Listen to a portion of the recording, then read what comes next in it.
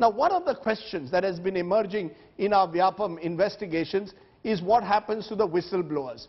A number of them are facing apparently death threats. All of them today landed up in the national capital. But the BJP insists that these whistleblowers are being sponsored by the Congress party. What is the reality?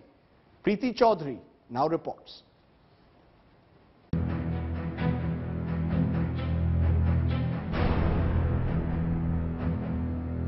While the Supreme Court has ordered a CBI inquiry into the Vyapam scam, the road these three whistleblowers have been treading on has been all but smooth. They've now been accused of being hand in glove with the Congress.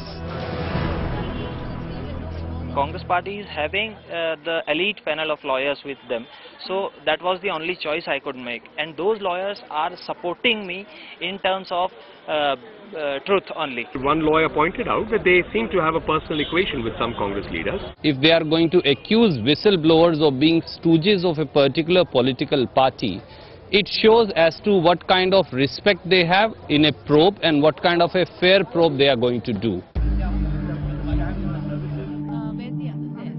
Ashish Chaturvedi, who exposed the scam years ago, has been demanding additional security. He claims he survived life-threatening assaults and still receives death threats. For now, he has just one personal security officer who follows him on a cycle. आपको अपनी जो जान के पे थोड़ा लगता है कि आपकी जान को भी हानि पहुंच सकती है?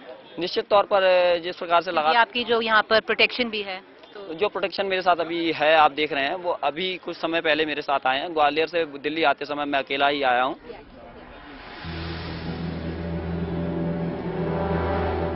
A scam as murky as Vyapam wouldn't have unfolded had it not been for these men.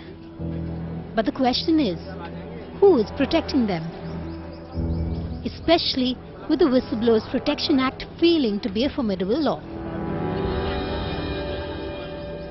The amendments that are proposed are that whistleblower cannot provide any information in addition to what can be obtained by any citizen under the Right to Information Act.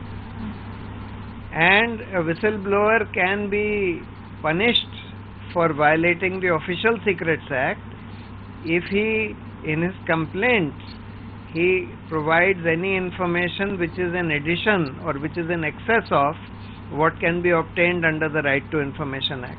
Caught bang in the middle of this political crossfire where the Vyapam scam is concerned are the petitioners in this case. While the BJP maintains that they are instigated by the Congress, funded by the Congress, their lawyers are from the Congress really doesn't want anything to do with them, at least on record.